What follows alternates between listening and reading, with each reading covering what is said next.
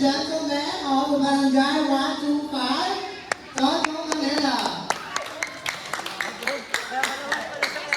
We are gathered here today to witness the final games of the Gatduma Summer Volleyball League, powered by DR Sportswear and hosted by, of course, Barangay 125, led by our beloved chairwoman, Angelina Dumagat Paraon.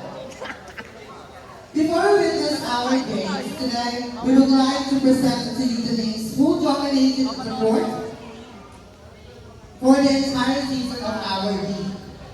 These individuals showed us that there is more than the status quo, that giving your best to the things that you do always gets rewarded. I know we are all excited to hear these things, but before we proceed, let's all welcome our very own Miss Mari Aguirre from Team Russia to offer us a prayer. Let's start on Alan Philip natin sa mga. Kabisado mo? Okay. Pasabog natin Juda! Ilapit mo kami! Hindi, nakaano kasi siya. Sabi sa'yo na. No. Typing, yo. Then, palakas mo yung sound sa taas. Sound. Technology.